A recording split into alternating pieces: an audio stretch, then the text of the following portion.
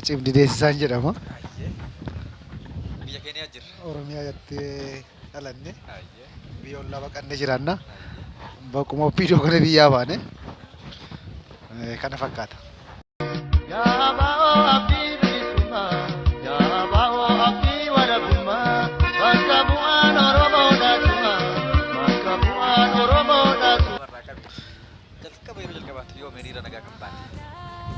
Egaa xiqqoo ta'e akka lakkoomsa Itoophiyaatti 1994 bahe jechuudha. Yeroo sana baay'ee ijoollee xiqqaan ture. Fincila Diddaa Gabrummaa ture barattoota. Ijoollee hedduu dhume bara sana ijoollee hedduu dhume ijoollee moollaallee kan du'an jiru bara sana keessaa Asaffaa fi Qaaduufaa kan jedhamu ijoollee gara hin qabne dhume jaarteerraa yoo fakkeenya fudhatte hoomiirraa sandaaboo dongoroorraa ijoollee baay'eetu dhume guyyaa sana jechuudha. Bara sanarraa kaasnee qabsoo kanarratti hirmaachuutti eegalle ijoollummaa xiqqummaarraa kaasnee.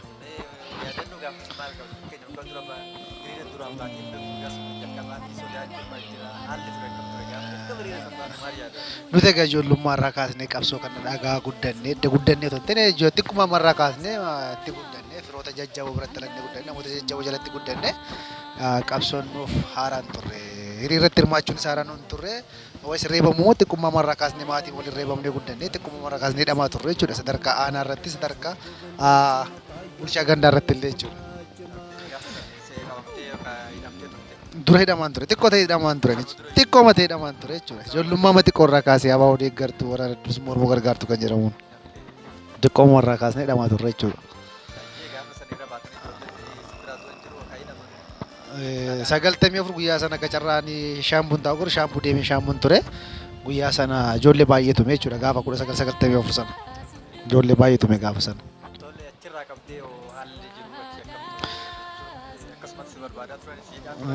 Achirraa numa hidhamnaa numa baanaa gamma bara sanarraa kaasnee akkaataama qabsoo kanatti cimsuu dandeenyu akkaataama kamiin akka jabaa qabsoo kanatti hirmaannaa guddaa akka godhu irratti yaadaa turre irratti hojjechaa turre hin ciisne egaa filannoo 1995 irrattis amma tokko tattaafachaa turre akka gandaattis akka naannoo sanaatti jechuudha akka bakka dhaloota sanaatti yeroo filannoo sanas waa beektu hunduu bakkuma dhalatti sanatti socho'a. Gahee guddaa taphachaa turre jechuudha. Yeroo sanarraa kaasnee maatii faana warra ollaa bunuun irratti akkaataa akkamiin akka ta'uu danda'u akkaataa itti filannoon akkamitti gaggeessamuu danda'u kam akka filachuu danda'u uummata keenya barachaa turre bara sana keessa illee jechuudha.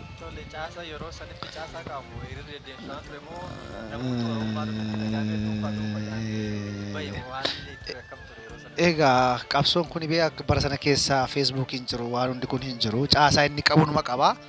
Isuma caasaa qabutu waraqaan bittinsamaa waraqaan akkaataa kamiin rabsamaa waraqaa yeroo rabsamu sanarratti immoo chochiin ka'aa jechuudha bara sana keessa hundi laayinii hin qabu laayinii adda bilisummaa Oromoo faana kan qabu namoota muraasa warra muraasa sanatti immoo jalatti chochoosaa jechuudha qabsoo kana keessatti.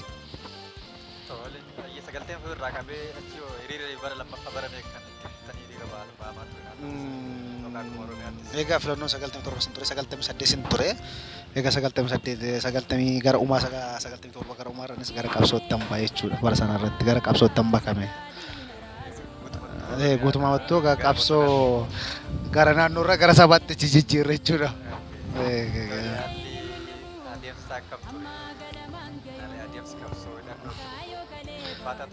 Qabsootti bobba'uun ulfaatu akkati sammuu keetti amansiiste yoo sammuu keetti amansiiste salphaadha yoo sammuu keetti amansiiste immoo addunyaa kanarratti wanti hin ulfaanne hin jiru yoo saba kee uummata Oromoo miliyoona 50 miliyoona 60 kana fuuldura keetti olaaltee wanti addunyaa irratti sitti hin ulfaatu hin jiru ani du'ee saba qofaa darbottamtee sitti wanti si dadhabsiisu tokko illee hin jiru gaaf tokko miliyoona na cabee hin beeku hiriyoota koo hundi na beeku osatti jechuudha gaaf tokko abdii kutee si beeku amma har'aatti abdii kutee hin beeku. Harka qullaa hiriira bahurraa gara qabsootti.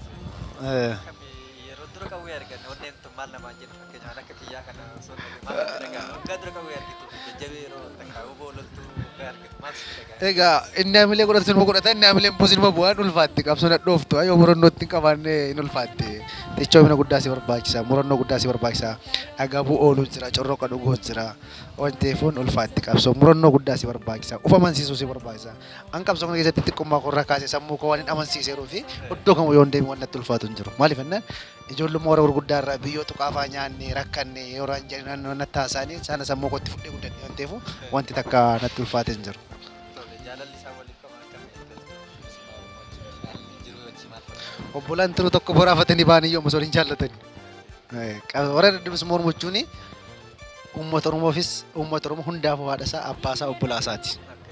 Akka obbo ani ammoo sadarkaa wanni itti miti sadarkaa hidhaatti sin beeka uummanni keenya dhaanu faana tures ilaalcha akkamii akka qabnuu fi uummata keenyaafis miseensa adda bilisummaa Oromoo tokkochuun haadha isaaf abbaa isaarraa uummata Oromoo adda baasee ni ilaalu.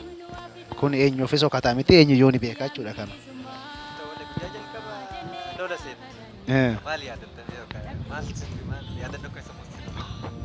Jechuun manatti nufu yaadannoon.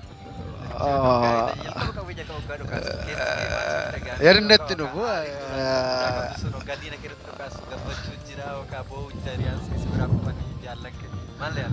Egaa nuti qawwee ijoollummaa marraa kaasnee diinattis ta'u dhukaasni ma guddannee qawwee kaasuun nu faaraan turre wanti ulfaatu illee hin jiru jechuudha.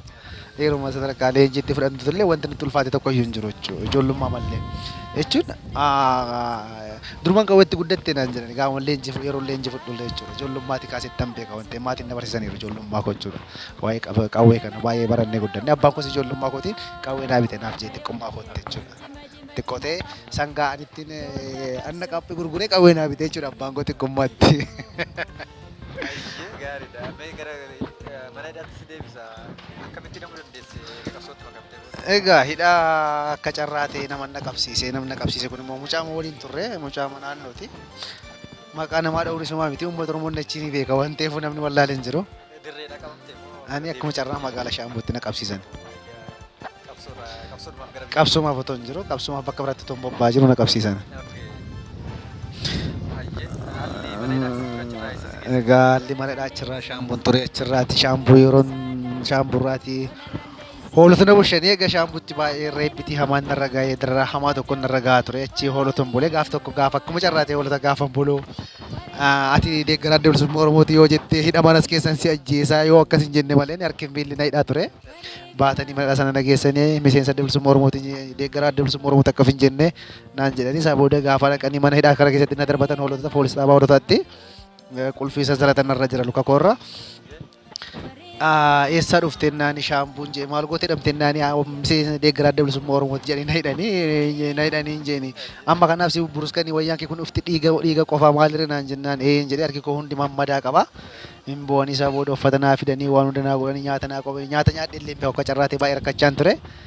Baay'ee na gargaaranii jaarsa Tigiree tokko jira jaarsa Tigiree tokko illee reebuuf kan achi keessatti jechuudha jarri sun. Ijoollee keenya nu jalatti fixxanii jennee jechuudha gaafa sana. Waan isaas jedhanii fi kan hawaasni ilaalchi qaban garaagaraa jechuudha. Garaagara qaba. Poolisoota hoolota tokkos naan jee. Egaa yaa'u namni adda bilisummaa Oromoo ta'e adda bilisummaa Oromoo kan jibbu hin jiru. Oromoo naftanyaa kana ta'e malee nan beekanis ijoollummaa irraa kaasee waan kana akka uummanni jaallatu nan beekan ta'e itti jechuudha. Hin sodaanne iyyuu. Mana hidhaa waggaa meeqa turte? Waggaa 9 ture. Ani Qaallitti ture, Qilintoo ture, Zawaayii ture garuu irra guddaa gammoojjii kana hin danda'u liiverii boqqoomsadhe jeen Qaallitti itti deebi'e Zawaayiin ture amma tokko jechuudha. Gammoojjii na dhukkube maali mana ol wakamaa uume gadhuume gara Qaallitti itti deebi'e achi Qilintoo achi immoo Qaallitti himatti na deebisan jechuudha. Ammoo immoo achi yeroo hin jirutti nama jaara waraana warra Abaawotiin nama keessaa mucaan kun amanamaa isa guddaadhani achi na usullee waan guddaan irratti dalagaa turan ijoolleen moorama tokko keessatti jechuudha. Nama amanamaadhaa xilayyaa olii gad deebisa amanamaan akka cimdii hin jirooni baay'ee akka achi Zawayiitti nafee usullee waan baay'ee irratti hojjetan jechuudha achi keessatti illee. Jireenya si keessa akkam fakkaata? Haalli jireenya walitti dhufeenya Oromoo achi keessa yeroo baay'ee akka dhaga'utti achitti namni wal qoodafaa waan jiru dhagaa mana hidhaa keessatti wanti sun dhugaadha. Egaa qabsoo kana keessatti gantuu fi hartuu yeroo kamuu numa si qoodda dhalli numa si qooddi miti niltu beeki kun akka taayyeefaa kana jira bara sana illee irra gandummaatti sammuun amanu jira. Ijoolleen tokko jiru egaa maqaa warra kaanii dha'uun hin barbaachisu amma tokkollee magaaluma Amboo keessatti ammatti mana keenya ta'eera iluu dalasaa afaan jedhamu jira. Warra kanatu achi keessattis gahee guddaa Tigiree jala fiigaa ture jechuudha. Mana hidhaa keessatti illee warruma Tigiree jala fiigu Oromoo adda qooda malee ijoolleen Oromoo addaa waliin qoodan jechuudha achi keessatti illee kun kijiba nuti namni wayyaa tokko qabu walii qoodee namni kophee tokko kophee 2-3 qabu walii qoodee uffata wal qabnu walii qoodnee jiraachaa turre malee wal qoodditiin hin jiru. Yartuuf wanni immoo yeroo kamuu yartuun immoo nama si qooddi namni diina jala deemtu yeroo kamuu Oromoo inuma adda qooddi. Nuti egaa warra baay'ee turre ijoollee bara sana waliin turre kunuunna taa'ee miti kijibaan kun ifaallee nu faana ture bara sana akkuma kana namni fayyuma borqiitti nama faarsa namni keenya rakkoo qaba. Seenaan isaanii yaadatanii akka Nimoonaa Xilahuun fa'aa waliin turre namoota baay'ee faana turre ijoolleen garan qaban baay'ee jiru jechuudha. San keessatti ijoollee garan qaban jechuun ijoolleen hunda faana ture manidha ture namni wal wallaallee hin jiru. Wal gaafannaa mana yaalatti wal agarru wal gaafannaa dukkana yeroo jiru karaa danda'ame waa qabaanne waa wal erginaa karaa danda'ameen inuma wal gaafanna achitti illee. Akka Nimoonaa Xilahuu fa'aa akka Tasfaa'uu Camadaa fa'aa nu biraa du'anii namoota hedduun nu biraa du'e akka ijoollee baay'een nu biraa uume. Ijoollee garan qabne iddoo jechuu achi keessatti maqaarraan fadhe malee mucaa baabura dirree dawaa gubdanii mootummaan sobee kan himatee fa'aa mucaa waggaa dhiiraa hidhame tokko fa'aa achitti nu biraa du'e mucaa tokko mas finfaan jedhamu nu biraa du'e kumarraa fa'aa kan jedhan nu biraa du'anii mooraa tokko keessatti du'e ijoollee baay'een nu biraa du'e.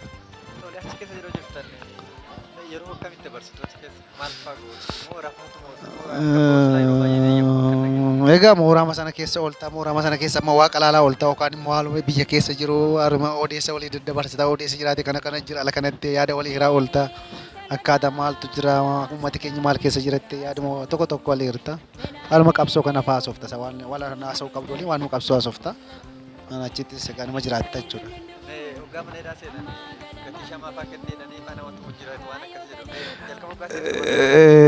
Egaa dirqama nuti birriillee hin qabnu dhugaa dubbachuu fi namoota walirraa nu kaffalanii warra dura keenya siirantu nurraa kaffale malee birriillee hin qabnu gatii kosii jedhanii nu kaffalchiisaniiru. Egaa maakalaawii gaafa seennu immoo maakalaawii qulluma seentaa wanti qabdu hin jiru waan ta'eef nama toleetu uffata asiisii jira achi keessattis namni si dubbisu illee hin jiru jechuudha. Waan shaama dirqama qaallitti itti miti namoonni nurraa buufatanii kaffalanii. Naannoon hin jiru lakki ijoollee keenya baay'ee jira waan ta'eef nu kabaja namni nu sodaatu achi keessatti nu tuqan. Walii buufatee dirqama walii kaffalla ijoolleen keenya dirqama walii walirraa baasna abbuma dura qeetu walirraa kaffala abbuma dura achi jirutu. Jechuun jiru namni keenya waan akkasii keessas badaan galu namni galus hin jiru warma jala fiigdoote maal. Kun abashaan achi keessatti ol jettee nu ilaaltu beeku siree jala ishee kashiina tuumne. Waan si baasu jira achi keessa jiru warra sena siraati miti amaariffatti sena siraati moo haalan jedhan tokko jiru warra sana. Jiru namni keessa jiru gatii kosii jedhamu waan akkasitti yeroo sana. Namni haaraa yeroo Iyyaal egaa shaamaan badaan jiru garuu mana dhaagaa jettuutan gatii kosii anis kan fayyisuuf yeroo sana malee yeroo sana jechuun yeroo keenya tokko jirti ture akkasii. Egaa qeerroo yeroo sana bishina qaba. Jechuun ijoollee yeroo sanaa hanga ammaa kana guutummaa guutuutti dammaqinsa jira dammaqinsi guutummaa guutuutti hin jiru bara sana keessa akka ammaa kana. Inni amma feesbuukii margee harka rukuta. Sigale yeroo sana xichoomina bishina keetiin ilaalin namni jira deema malee ekeleen feesbuukii irratti filoorii argate yookiin immoo ekeleen wanni guddaa argate jedhamee harkasii dhaamu yeroo sanatti. Nama jabaatee nama si hojjechiisuu danda'u waliin hojjetta bara sana keessa qabsoo. Qabsoon akkuma har'aa kana amma harka rukutanii amma aamutoon tartiibaan deema yeroo sana keessa jechuudha qabsoon keenya. Wal bira qabee yeroo ilaalu baay'ee wanni ta'a. Inni har'aa kun akkuma faandishaa xaaxaa ammuma qabbanaa qabsochuun akkas miti. Qabsoo kan amma harka rukuttatu ta'in ammuma harka rukutu ammuma gadduu ammuma harka rukutu ta'in bishinaan itti deemta jechuudha. Fakkeenyaan yeroo Abiyyi Ahmed fi Lammaa Magarsaa fa'a aangootti as wal baasan kana baay'ee qaanaan ture baay'ee garatti ishee ugee bahuu dhabaan ture jechuudha. Baay'eetti qaanaan ture uummata keenyatti jechuudha. Nuti kaleessa qabsoo kanatti gaafa eegalle qabsoon kun gaafa abbootiin keenya warreen duraa eegalle qabsoon kun gaafa eegalamu warri kaleessa du'anii warri kaleessa qaamarratanii unu warra fayyaatti qabsoo kana isanii du'an. Sigale qabsoo kana immoo oppidoof aangobsuuf takka Oromoon hin qabsoofne takka amma jireenya keenya hiriyoota keenya biraa dhabnetti amma jireenya keenya dabarsinetti oppidoomti kaleessa nu ajjeeste oppidoomti Oromoo kaleessa lafarraa buqqaasaa turte oppidoomti kaleessa uummata keenya akkasitti lafarraa duguugaa turte aangomsina jennee yaadne. Filannoon abbaan feemaaf hin banne obbidoo aangomsina takkaanii sammuu kootti yaadan jiru ijoolleen hiriyoota kunis immoo takkaa yaadan hin beekan jechuudha baay'een isaanii. Fakkeenya hiriyoota keenya baay'een isaanii keessa nama obbidoo harka rukutu takkaa nagarreen jechuudha. Hiriyoota dur waliin turre keessa namatti xiqqoo namni obbidoo harka rukutu. Maaliif jennaani qabsoo kana gaafa eegallee warri biraa yoo du'e sintu kaayyoo keenya wal galmaan gaa yoo nuti duune jennee waadaa waliif gallee murannoo fi ejjennoo tokkoon qabna ture baay'inaan ijoolleen waliin turre yeroo sana keessa. Sigale har'a suni hafee qabsoon qabsoo feesbuukii ta'e uummata keenya olaalti lafarratti wal ijaareen jiru beekarra. Feesbuukii marraati hunduu Uummati tokko immoo sabni tokko immoo amma lafarratti waliin ijaarratti bu'aa buusuu hin qabu. Waan feesbuukii uumaa tokko bu'aa hin buusu. Si galee har'uma kana qabsoo har'uma kana gabbaanii har'uma kana abbaa biyyummaa keenya mirkaneeffanne miti agarsiisne miti qabsoon murannoo bilchinaan ejjennootiin itti deemna. Ammuma kana gabbaa ammuma kana dhaamsa ammuma kana ammuma kana qorisiisii miti. Gar tokkotti qabsoon saba kana akkamitti goolama. Warri kaleessa du'an maaf nutti isanii du'an inneen warri kaleessa du'an seenaan isaanii nu gaafata. Warri kaleessa du'an qabsoo kana irratti maal nuun jedhu. Otoo ka'anii maal nuun jedhu. Warri kaleessa wareegaman sana akkamittiin kaayyoo sana galmaan keenya. Kaayyoo obbolooti keenya wareegaman sana akkamittiin galmaan keenya. Kaayyoo barattoonni kaleessa wareegaman akkamittiin galmaan keenya. Fudhu akka Nimoona Xilahuun akka Jaagamaa Badhaanee faa akka Tasfaa'uun Camadaa faa akka Gaaddisaa Hirphasaa faa akka Alamaayyoo Garbaa faa akka Shimee Tarrabaa faa ijoollee bor addunyaa kana bulchuu danda'an itti warri dhabne kaleessa jechuudha. Ijoollee kumaatamaan lakkaaman warra kana fakkeenya sii kaase malee. Gaafa ton dur du'eera ta'e eenyutti ani isa du'e ijoollee ilmaan Oromootu gumaa keenya nu baasa qabsoo kana keessatti jechuudha. Ilmaan Oromoo lubbuutiin jirantu qabsoo kana nu baasa. Anis kaayyoo isaanii sana kaayyoo isaan du'aniif sana galmaan inuman gaadha malee takka kaayyoo san irra duubatti deemuuf borulleef talle duubatti hin deemu. Maaliif enne natti dhiisanii dhooni kaayyoo kana. Abdiin irraa qabu gaafa lubbuutiin jiranitti ijoolleen kun abdiin irraa qabu. Hunda keenya irraa abdii qabu wareegamanii darban kun. Si galee namni tokko qabsoo kana irratti ani du'ee inni kaan qabsoon kun itti fufaa. Namoonni keenya qabsoo keenya kana akka qoosaatti ilaalu. Namoota tokko nagarta warra qabsoo kana irratti wareegama guddaa akka fanillee akkuma marqaati marqu qabsoo kana akkuma marqaa marqu tartiiba godhatee karaa qabatee akkamitti qabsoo kana goonaa otoo hin ta'in achi kabalu as kabalu qabsoon akkasitti miti. Ija bilchinaan hubannaa guddaatiin akkamitti deemuu dandeenya akkamitti tarkaanfachuu dandeenya akkamitti wal ijaaruu dandeenya ilaalcha akkamii walii gochuu dandeenya ilmaan Oromoo akka haadhaaf akka abbaatti isa tokko yoo nu biraa du'u inni kun du'e nuti akkamittiin irra tarkaanfannee kaayyoonni kaleessa wareegamee fi akkamitti galmaan keenya jechuutu nurra jira jechuudha. Si galee yoo ilaaltu namoota baay'inaan ilaala. Ijoollee keenyas nan ilaala biyya keessas.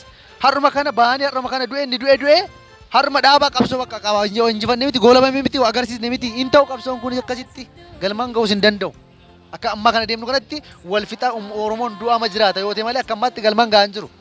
Si galee oppiidoon immoo mirga uummata Oromoo kabachiisti inni jedhamu tasumayyuu waan danda'amu miti jechuudha. Oppiidoon mirga uummata Oromoo kabachiistu miti mirga ishee kabachiisuu dandeessu jechuudha. Oppiidoo kaleessa laali abbaan saayii maal lugu'e nuun Getaachoo Saffaa maal lugu'e anta akka Getaachoo Saffaatti aareen beeku maneedhaa keessatti illee aareen beeku Tigireetti kan dabarsee na fidi amma fakkeenya uffatte naan oppiidootti dabarsee maakalaawwitti na kenne jechuudha. Oppiidoo tokko tomba kamiin oppiidoo mammattuu dabarsee maakalaawwitti na kenne oppiidoo matu shaamburraa baasee tiraanspoortii hunda ishee wannettee maakalaawwi na fiddee itti na laatte jechuudha. Har'as immoo shumatu biyya busha warra kaleessa nu laatteetu bakka gurguddaa jira warra kaleessa ijoollee keenya fixaa turte warra kaleessa obboloota keenya fixaa turte warra kaleessa shamarran keenya fixaa turteetu biyya bulcha har'as. Abbaa qabsoo taatee iyyuu hin qaanoftu beeki. Qeerroo guddifnee yataa dandanaa geeffatteeti. Eessatti oppiidoo waa'ee qeerroo beektime? Qeerroo ajjeesu fidhuurraa kana keessatti oppiidoo waan qabsoo uummata Oromoo isatti beektime? Ekeleetu qeerroo keessatti gahee qaba ekeleen oppiidoo keessa qeerroo jaala nama jiru fidime tokko jirti. Oppiidoo gaafa qabsoo eegaltu beeka oppiidoon gaafa Oromootti diinootti eegaltu lafa gurgurachuutti kaati. Achiiti ol guddachaa deemte Oromoo ajjeesutti Oromoo basaasitee Oromoo dabarsitee kennuutti kaati. Achirraa ol guddachaa deemte jechuudha. Fakkeenya fudhu Abiyyi Ahmed. Laggasee wagii akka inni jaalaggasee wagii akka inni hin duunee fi akka inni waan hin taaneef irratti hojjechaa ture. Har'a immoo marroo irratti innoo jaalaggaseen akka hin duune hojjechaa ture. Har'a marroo irratti maaf duushizame marroon akka inni duun waraana inni kumaatama kuma dhibbaa maaf gabbobbaase marroon fakka duuniif akka wareegamaniif qabsaa'ota meeqa ficciisaan jiru har'a hanga humna isaatti. Qabsaa'ota meeqa ficciisaan jiru.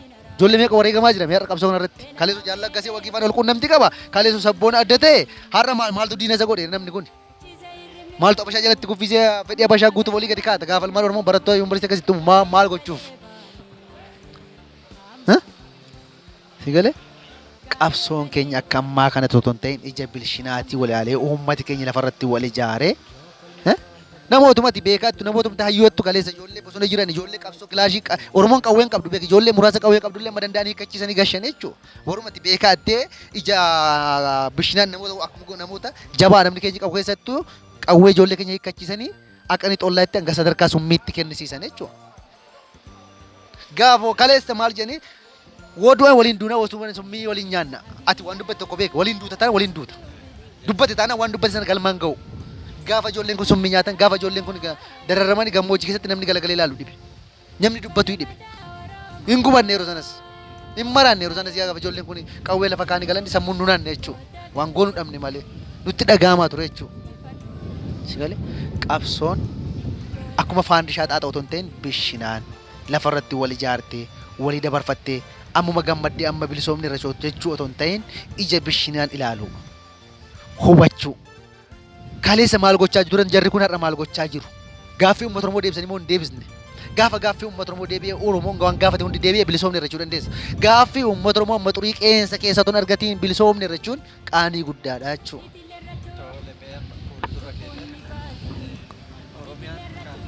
Taatee yookaan ijaartee biyya walitti taate gochuudha. Dhaabota siyaasaa keessaa kamtu hawaasni itti goree kam deeggaree kan wajjin ce'uu qaba moo dhaabota siyaasaa hundi wal tokko ta'anii wajjin biyya kana keessu dhaaba haaraan hundaa'ee biyya kana keessa moo yaadni mala. Ani dhaaba aladhee dhaabotan irratti amantii qabu dhaaba lama callaa. Adda bilisummaa Oromoof KFO. Kana achitti dhaaba irratti amantii qabu tokko illee hin qabu. Oppiidoo farreen immoo garaagarummaan qabdu na biratti. Aladhee mayyoon oppiidoo akka harreera adda ilaalee hin beeku. Aladhee jabana adda na beektu oppiidoon biyya naannootti na aladhee jechuudha. Ani oppiidoo tana namaa keessa gashee hin beeku. Aladhee gaaf tokko. Warreen waliin guddate na beeku miti. Oppiidoo aladhee tana namaa keessa ishee gashee hin beeku. Dibdaa barree beektaa oppiidoo fi dibdaa barree garaagarummaa na biratti hin qabdu. Aladheen nama na reebdisi immoo gaaf tokko oppiidoo aladhee faarsis hin beeku faarsus borusus taanis. Si galee? Namni ani oppiidoo yeroo natti faarsan iyyuu sammuu koo naannaa jechuudha. Maaliif innaan oppiidoon akka bu'aa hin qabne aladhee jabana adhee hin beeku. Gaa xiqqoo ta'e har'a otoo hin ta'in. Sigalee namni keenya maal gochuu qaba? Akkamitti buusisaa akka buufatu? Akkamitti qabsoo kan akkamitti jedhamu? Namooti baay'ee nama maallaqa gurani qawwee bitannaa maalii goonaa maal gochuu qaba yoo jettee uummanni keenya tokko ta'ee cimee wal ijaaree akkamittiin hidhannoo tokko cimsachuu dandeenya? Mee waggaa 5 as hidhannoo hidhannoo irratti maallaqi guurame asii nama muraasa namni ijoollee keenya qawwee dhachiise jechuudha. Diasporaan uummati keenya lafarratti akkamitti dhumaa jira. Warri qawwee qaban uummata keenya akkamitti ajjeesaa jiru. Warri qawwee qaban uummata keenya kana akkamitti rukutaa jiru. Akkamitti wal ijaaranii dachee Oromiyaa keessatti yeroo wal ijaaranii akkasitti uummata keenya bitanii qaanii guddaadha jechuudha kun. Sigalee uummati keenya cimee tokko ta'ee uummati keenya wal ijaarannaan hubii uummata keenya keessa bahuu hin dandeessu jechuudha. Uummata Oromoo akka Tigireen of kabachiisu kanatti of kabachiisu qaba. Namoonni baay'een amma siyaasa Oromoo daldala ta'eeraa fi qabsoon Oromoo akka galmaan ga'uun fedhan. Qabsoon Oromoo takka akka galma daldala warra ta'eef jira siyaasi qabsoon Oromoo kun daldala ta'eef diinagdee ta'eef jechuudha. Kun hin barbaachisu qabsoo keessatti. Qabsoo keessatti maallaqa argattee meeshaa bittee uummata kee ijaaru dantaa dhuunfaa keetti dhuunfachuu otoo hin ta'in. Namooti baay'een amma milaalime maal bitanii maal godhanime. Daldala ta'uu hin qabu uummata keenya siyaasi daldala ta'uu hin qabu namoota keenyaaf bizineesii ta'uu hin qabu. Uummata kamittiin achiifne uummata keenyaaf gatti qawwee binnaa. Qawwee binnaa maallaqa miliyoona meeqa walitti guurame abboo. Ala kana daasboora kanarraa qawwee meeqa bitame mee? Sanallee uummati keenya wal gaafatee maaf kaleessa akkas gootanii kaleessa qawwee bitaan har'oo maal jettanii maallaqa walitti qabdu jee wal gaafachuu qaba wal adabuu qaba wal sirreessuu qaba uummati keenya wal jibboo otoo hin ta'in wal sirreessuu kaleessa maaf waan kaleessa sana yaadachuu qaba uummati keenya akkamittiin hidhachiifna ijoollee keenya akkamitti leenjifna barataan har'a yuunivarsiitii kun beeki boru qabsoomatti gadi yaa kan akkamitti leenjii akkamittiin baajeeta akkamittiin argachuu danda'a baajeeta isaarratti akkamitti hojjechuu dandeenya baajeeta akkamittiin humna cimaa tokko baafachuu dandeenya har'a bashaa yeroo walitti akkasitti wal ijaartu har'a hundi yeroo akkasitti wal ijaartee humna waraana akkasii wal taatee dargaa mootummaa isheef dargamattiin uummata keenya fixaa jirtu uummati keenya maroo callisee ilaalu achi keessaallee barataa keenya akkamitti baasna jedhanii gabbaanii iyyuu dadhabanii callisanii afuura ukkaamsatanii warra ta'antu jira jechuudha ala kana keessa uummati keenya anaati beekaa jettu namni tokko maaf duuti uummati keenya akka lammii Israa'elitti wal ilaaluu qaba beeki nuti firan qabnu beek walii keenya malee firan qabnu ta'eef uummata keenya akka lammii Israa'elitti wal ilaaluu qabaachuu uummati keenya qabsoo kana irratti qabsoo irratti miti ijuma lammii Israa'elitti ilaaluu qabna lammii keenya afaan itoo ta'in gochaanis waan kamii wal cinaa dhaabbanne isa madaa'e isa rukutame gargaarree qabsoo kana keessatti ichoominaan qabsoo kana gaggeessu nurra jiraachuu ayyoo namni itti wareegame tokko galmaan ga'ee hin jiru inni itti jiru ittuma jira inni kaan immoo gurguratees jira hangane meeqa jira dantaaf fiigu meeqa jira dantaaf fiigu miti gandummaaf fiigu otoo hin ta'in sabaaf fiigu namni sigalee uummata isaa miliyoona 50 kana fuuldura isaatti ilaalu namni haadha isaa abbaa isaa mucaa ganda isaa otoo hin ta'in uummata isaa miliyoona 50 fuulduratti ilaalee deema uummati keenya nuti akka warra malee hin qabne beekee oromummaa keenyaaf du'aa jirra beekara gandummaaf du'aa otoo hin ta'in sabummaaf nurratti sabummaa qofaaf waan meeqa nurratti ta'aa jira beeke barattoonni keenya sabummaa qofaaf du'aa jiru beeke obbolooti keenya sabummaaf du'aa waraana bilisummaa Oromoo sabummaaf jechaa du'aa jira beeke har'a sirna milikiin bulaa jirra malee sirna gaariitiin bulaa jirru sirna milikiin bulaa jirra beekara sirna milik Abashaan dagaa gubbaatti Oromiyaa keessatti nama fixaa jiranii eenyu biyya bulchaa jira Oromoo biyya bulchaa jira miti Abashaa biyya bulchaa jira beek Warra haadha garaatiin warra haadha garaa dur Tigree ergamaa turte har'a nafxanyootaaf bitamte Oromoo fixaa jirti beek. Namni keenya maaf sana irraanfataa? Har'a yeroo abashoonni Oromiyaa keessatti amma kana uummata keenya fixanii baay'ee qaanii guddaa jechuudha. Dadhabina uummati keenya akka hin ijaaramne ibsa kun mataan isaayyuu. Uummati keenya wal ijaaraan jiru. Ijaarsi Facebook irratti miti. Ijaarsi Facebook irratti maxxansuu miti. Lafa irratti hojjechuun nu barbaachisa. Facebook irratti maxxansuun akkuma jiru ta'ee uummati keenya lafa irratti wal ijaaruu barbaachisa. Uummati keenya lafa irratti wal ijaaran jiru lafa irratti wal ijaaru. Kaabaa kibba baadiyyaa lafa irratti caasa diriirsinee wal ijaaru akka durii sanatti. Qabsoo keenya keessatti beeke. Warri gurguddaa warri nu dura durani kaabaa kibba baan gadhiyaatti akkamitti akka caasa diriirsinee hojjechaa turan hin beekna beek tasfaa'u camadaaf abboo. Akkamitti caasa diriirsinee akkamitti akka hojjechaa turan hin beekna beek bara sana keessa iyyuu bara dukkana Facebookiin hin jiraanne jechuudha. Si galee? Akkaataa kanaan jabaanne tokko taanee itti fufna qabsoon keenya injifannoon kan uummata Oromooti. Golomneer.